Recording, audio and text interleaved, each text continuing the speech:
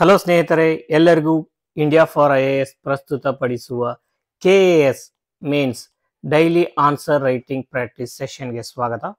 ಇಂದಿನ ದಿನ ಅಂದರೆ ಡೇ 41 ಕ್ವಶನ್ ಮತ್ತು ಆನ್ಸರ್ ಅಪ್ರೋಚ್ನ ನೋಡೋದಾದರೆ ಕ್ವಶನ್ ಬಂದು ಈ ರೀತಿಯಾಗಿದೆ. Discuss the significance of knowledge economy in India's economic growth and highlights the challenges in its development. The question is for 15 marks and the word limit is 250 words. So ಏನು ಕೇಳಿದ್ದಾರೆ ಕ್ವಶನ್ನ ಕನ್ನಡದ ಅವತರಣಿಕೆ ನಾವು ನೋಡೋದಾದರೆ, ಭಾರತದ ಆರ್ಥಿಕ ಬೆಳವಣಿಗೆಯಲ್ಲಿ ಜ್ಞಾನ ಆರ್ಥಿಕತೆಯ ಮಹತ್ವವನ್ನು ಚರ್ಚಿಸಿ ಮತ್ತು ಅದರ ಅಭಿವೃದ್ಧಿಯಲ್ಲಿನ ಸವಾಲುಗಳನ್ನು ಎತ್ತಿ ತೋರಿಸಿ ಅಂತ ಹೇಳಿದ್ದಾರೆ. ಈ ಕ್ವಶನ್ ಅಲ್ಲಿ ಎರಡು ಪಾರ್ಟ್ ಇದೆ. ಫಸ್ಟ್ ಪಾರ್ಟ್ ಏನಂದ್ರೆ significance of the knowledge economy in India's economic growth and highlighting the challenges in its development. So ಎರಡು ಪಾರ್ಟ್ ಇದೆ, ಎರಡು ಪಾರ್ಟ್ಗೂ ನಾವು ಆನ್ಸರ್ ಬರೀಬೇಕು. ಜೊತೆಗೆ ಈ ಚಾಲೆಂಜಸ್ ಬರೆದ ಮೇಲೆ ಆ ಚಾಲೆಂಜಸ್ ಓವರ್ಕಮ್ ಮಾಡಲಿಕ್ಕೆ ನಾವು ಸಜೆಷನ್ಸ್ ಕೊಡಬೇಕು ಅಥವಾ ವೇ ಫಾರ್ವರ್ಡ್ನ ಕೊಡಬೇಕಾಗುತ್ತೆ. ಅಪ್ರೋಚ್ನ ಕನ್ನಡದ ಅವತರಣಿಕೆ ಮೊದಲ ಕೆಲವು ಸ್ಲೈಡ್ಗಳಿದೆ. ಈ ಸ್ಲೈಡ್ಗಳನ್ನು ನೋಡಿಕೊಂಡು ಕನ್ನಡದ ಅಭ್ಯರ್ಥಿಗಳು ನೋಟ್ಸ್ ಮಾಡ್ಕೋಬೇಕು. ನಾನು ಇಂಗ್ಲಿಷ್ ಅವತರಣಿಕೆಯ ಸ್ಲೈಡ್ಸ್ಗಳನ್ನು ಡಿಸ್ಕಸ್ ಮಾಡ್ತಾ ಹೋಗ್ತೀನಿ, ಕನ್ನಡ ಮತ್ತು ಇಂಗ್ಲಿಷ್ ಎರಡೂ ಲ್ಯಾಂಗ್ವೇಜಲ್ಲಿ.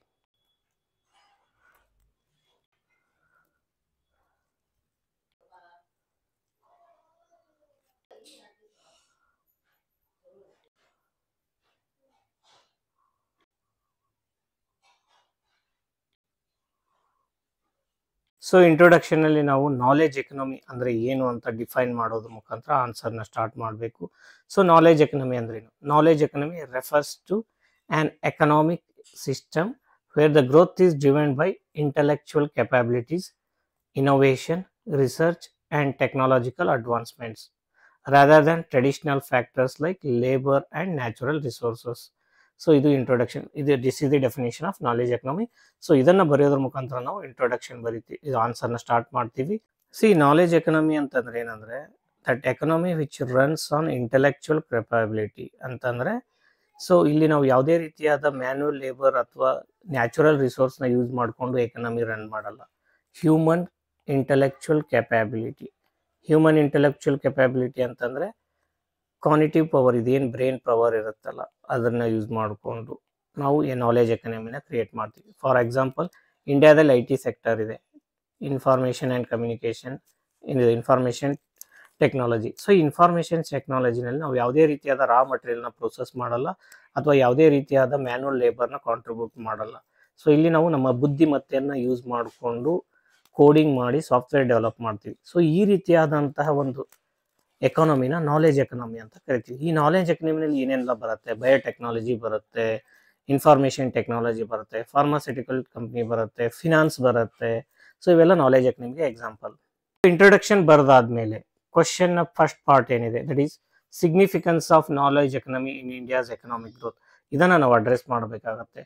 ಸೊ ಏನು ಸಿಗ್ನಿಫಿಕೆನ್ಸು? ಫಸ್ಟ್ ಪಾಯಿಂಟ್ ಬಂದು it boost the GDP and employment. Example, knowledge intensive industries in India like information technology, biotechnology, pharmaceutical industry, finance, they contribute significantly to the India's GDP. So example hengantandre IT BPM sector alone contributed 7.4% to the India GDP in the year 2022, and it also provides employment to over 5 million people. Then the second point is it enhances global competitiveness. So ಯಾವ ರೀತಿ? India is a global hub for software services and startups, and it ranks third in world for unicorn startups. So unicorn startups ಅಲ್ಲಿ India ಏನಿದೆ third position ಇದೆ. And initiative like Digital India and Startup India, they promote innovation driven economy. So this enhances the global competitiveness of India. Then the third importance or significance of knowledge economy is it promotes high value exports. High value exports ಅಂತಂದ್ರೆ ಯಾವುದು? IT services ಇರ್ಬೋದು, pharmaceutical exports ಇರ್ಬೋದು, engineering solutions ಇರ್ಬೋದು. ಇಂಡಿಯಾದಲ್ಲಿ software exports alone contribute to $194 billion in the year 2022 and 23. Then it reduces the dependence on natural resources. ಈ natural resources ಮೇಲೆ ಏನು economy depend ಆಗುತ್ತಲ್ಲ ಅದನ್ನು ಕಡಿಮೆ ಮಾಡ್ತಾ ಹೋಗುತ್ತೆ. Rather then it relies on human capital and intellectual property. So natural resource ಅಂದ್ರೆ ಏನು? Be it mining ಇರ್ಬೋದು, mineral resource, so agriculture ಇರ್ಬೋದು, these are all dependent on natural resource. But In knowledge economy, it relies on human capital and intellectual property. Then it supports the social development. ಯಾವ ರೀತಿ? So it expands the knowledge sectors like e-learning, telemedicine, and fintech, and it helps to bridge the gaps in education, healthcare, and financial inclusion. Then the next point is it encourages research and development R&D. So example ಏನು ಹೇಳಬೇಕು ಅಂತ example like initiatives like Atala Innovation Mission and PLI schemes, they promote innovation and indigenous technological development so that the economy, knowledge economy, the innovative economy, it will contribute to the more economic growth and development. In question a second part, that is challenges in developing the knowledge economy ನಾವು ನೋಡ್ತಾ ಹೋದ್ರೆ, first challenge is digital divide. ಇಂಡಿಯಾದಲ್ಲಿ ಏನಿದೆ, digital divide ಜಾಸ್ತಿ ಇದೆ. Digital divide ಏನಂತ ಅಂದ್ರೆ ಏನು? ಡಿಜಿಟಲ್ ಡಿವೈಡ್ ಅಂತ ಅಂದರೆ ಡಿಜಿಟಲ್ ಗ್ಯಾಜೆಟ್ಸ್ನ ಯಾರಿಗೆ ಯೂಸ್ ಮಾಡೋಕ್ಕೆ ಬರ್ತಿರಲ್ಲ ಅಥವಾ ಅದಕ್ಕೆ ಆಕ್ಸೆಸ್ ಇರಲ್ಲ, ಇಂಟರ್ನೆಟ್ ಕನೆಕ್ಟಿವಿಟಿ ಇರಲ್ಲ, laptop, mobile phone, smart phone availability ಇರಲ್ಲ. ಸೊ ಅದನ್ನು ನಾವೇನಂತೀವಿ ಡಿಜಿಟಲ್ ಡಿವೈಡ್ ಅಂತ ಕರಿತೀವಿ. ಸೊ ಆ ಲ್ಯಾಕ್ ಆಫ್ ಆಕ್ಸೆಸಿಬಿಲಿಟಿನ ನಾವು ಡಿಜಿಟಲ್ ಡಿವೈಡ್ ಇಂಡಿಯಾದಲ್ಲಿ ಜಾಸ್ತಿ ಇರೋದ್ರಿಂದ ಏನಾಗುತ್ತೆ, that is one of the challenge for knowledge economy. Then education and skill mismatch. So ಇಂಡಿಯಾದಲ್ಲಿ ಏನಿದೆ, more emphasis on rote learning rather than critical thinking. So rote learning ಇಂದ ಏನಾಗ್ತಿದೆ, ನಾವು ಮಾರ್ಕ್ಸ್ ಹಿಂದ್ಗಡೆ ಬಿದ್ದಿದ್ದೀವಿ. ಕ್ರಿಟಿಕಲ್ ಥಿಂಕಿಂಗ್ ಇದ್ರೆ ಏನಾಗುತ್ತೆ, mental human intellectual ability ಜಾಸ್ತಿ ಆಗ್ತಾ ಹೋಗುತ್ತೆ. ಸೊ ಕ್ರಿಟಿಕಲ್ ಥಿಂಕಿಂಗ್ ಇಂದ, ಸೊ ಇದರಿಂದ ಇನೋವೇಷನ್ಸ್ ಜಾಸ್ತಿ ಆಗುತ್ತೆ. ಸೊ ಆ ಥರದ ಎಜುಕೇಷನ್ ಇಂಡಿಯಾದಲ್ಲಿ ತುಂಬ ಕಡಿಮೆ ಇದೆ. ಸೊ ಇಂಡಿಯಾದಲ್ಲಿ ಕೂಡ ಏನಾಗ್ತಿದೆ ಅಂದರೆ ಸ್ಕಿಲ್ ಗ್ಯಾಪ್ ಜಾಸ್ತಿ ಇದೆ. As per World Bank, only 48% of Indian graduates are employable. So ಇಂಡಿಯಾದಲ್ಲಿ ಸ್ಕಿಲ್ಸ್ ಪರ್ಸೆಂಟೇಜ್ ಎಷ್ಟಿದೆ ಅಂದರೆ 5% ಅಷ್ಟೇ ಇದೆ. ಸೌತ್ ಕೊರಿಯಾದಲ್ಲಿ 90% ಇದೆ, USA ನಲ್ಲಿ 70% ಇದೆ. So compared to the developed economies, these are all knowledge economy, South Korea, Japan and USA. So ಅಲ್ಲಿ skill ಜಾಸ್ತಿ ಇದೆ, ಇಂಡಿಯಾದಲ್ಲಿ ತುಂಬ ಕಡಿಮೆ ಇದೆ. Then low R&D investment. ಇಂಡಿಯಾದಲ್ಲಿ ಏನಾಗ್ತಿದೆ, R&D investment only 0.65% of it GDP ಇದೆ. whereas in USA it is 2.8% and 4.5% in South Korea. So ಈ ರೀತಿ ಇನ್ವೆಸ್ಟ್ಮೆಂಟ್ ಕಡಿಮೆ ಇರೋದ್ರಿಂದ ಏನಾಗ್ತಿದೆ, ಇಂಡಿಯಾದಲ್ಲಿ ನಾಲೆಜ್ ಎಕನಾಮಿ ಆಗ್ತಾ ಇಲ್ಲ, ಅದು ಕುಂಠಿತ ಆಗ್ತಿದೆ. And the private sector contribution to R&D remains very low. Whatever R&D investment coming, it is coming from the public sector, and private sector contribution ತುಂಬ ಕಡಿಮೆಯಾಗಿದೆ. Then the next challenge is weak intellectual property rights regime. ಇಂಡಿಯಾದಲ್ಲಿ IPR regime ಏನಿದೆ ತುಂಬ weak ಆಗಿದೆ.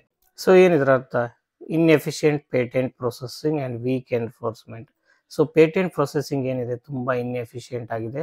ಆಮೇಲೆ patent enforcement ಕೂಡ ತುಂಬ strong ಆಗಿಲ್ಲ. ಇದರಿಂದ ಏನಾಗುತ್ತೆ, ಇಟ್ ಡಿಸ್ಕರೇಜಸ್ ಇನ್ನೋವೇಷನ್, ಆ್ಯಂಡ್ ಇದು because of that foreign investment ಕೂಡ ಇಂಡಿಯಾದಲ್ಲಿ ಕಡಿಮೆ ಆಗುತ್ತೆ. ದೆನ್ ಬ್ರೈನ್ ಡ್ರೈನ್ ಆಗ್ತದೆ. Talented professionals, they are migrating to other developed countries like USA, Canada for better research facilities and salaries. And initiatives like Vajra and Gyan programs, they aim to attract the Indian researchers back to the country. Then the next challenge is inadequate public-private collaboration. So ಇಲ್ಲಿ ಏನಾಗ್ತದೆ, ಇಂಡಿಯಾದಲ್ಲಿ weak industry ಅಕಾಡೆಮಿಯ linkages ಇರೋದ್ರಿಂದ commercialisation of research ತುಂಬ and innovation ತುಂಬ weak ಆಗಿದೆ. So ಈ ಏನಾಗಬೇಕು, ಪಬ್ಲಿಕ್ ಪ್ರೈವೇಟ್ ಅಂದರೆ ಇಂಡಸ್ಟ್ರಿ ಮತ್ತು ಅಕಾಡೆಮಿಯ ಕೊಲಾಬ್ರೇಷನ್ ಜಾಸ್ತಿ ಆಗ್ತಾ ಹೋಗಬೇಕು. Then there are cyber security threats. So ಏನಾಗ್ತದೆ, cyber threat increasing digitalisation making India vulnerable to the cyber attacks and data breaches. So this is necessitating strong cyber laws and data protection frameworks. So cyber security ಚೆನ್ನಾಗಿಲ್ಲ ಅಂತಂದರೆ ಏನಾಗುತ್ತೆ, cyber attacks ಆಗುತ್ತೆ. ಅದರಿಂದ ಏನಾಗುತ್ತೆ, investment on innovation ಕಡಿಮೆ ಆಗ್ತಾ ಹೋಗುತ್ತೆ. ಇಷ್ಟೆಲ್ಲ ಚಾಲೆಂಜಸ್ ಬರೆದ್ಮೇಲೆ ಅದಕ್ಕೆ ನಾವು ವೇ ಫಾರ್ವರ್ಡ್ ಬರೀಲೇಬೇಕು. ಸೊ ಏನೆಲ್ಲ ವೇ ಫಾರ್ವರ್ಡ್ ನಾವು ಬರಿಬೋದು ಅಂದರೆ, strengthening education and skill development. So as per new education policy 2022 or national education policy 2024, so this implementation of NEP 2.0, it effectively bridges the gap in industry academia, and also it focuses on skill based education, increasing R&D expenditure. So ಎಷ್ಟು 2%, ಇವಾಗ ಇರೋದು ಎಷ್ಟಿದೆ ಅಂದರೆ R&D expenditure 0.65% of GDP ಇದೆ. So ಅದನ್ನು ನಾವು 2%ಗೆ increase ಮಾಡಬೇಕು ಅಂತ ಹೇಳ್ತಿದ್ದಾರೆ. Then expanding digital infrastructure. So ಯಾವ ರೀತಿ ಮಾಡ್ಬೋದು, internet connectivity and digital library provision in rural areas. Then provision of Bharat net and PM ವಾಣಿ initiatives. Then next point is enhancing IPR framework. ಯಾವ ರೀತಿ, patent law, reducing processing time, incentivising domestic innovation.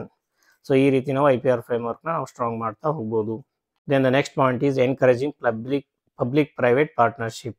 So public-private partnership in terms of what collaboration between university, industry and research institutions for applied research. Applied research ಎಷ್ಟು ಜಾಸ್ತಿ ಆಗ್ತಾ ಹೋಗುತ್ತೆ ಅದರಿಂದ patents increase ಆಗ್ತಾ ಹೋಗುತ್ತೆ, ಅದರಿಂದ ನಾಲೆಜ್ ಎಕನಾಮಿ ಇನ್ಕ್ರೀಸ್ ಆಗ್ತಾ ಹೋಗುತ್ತೆ. Then preventing brain drain by providing salary, research facility and startup funding to retain the talent. So then we have to strengthen the cyber security measures. How?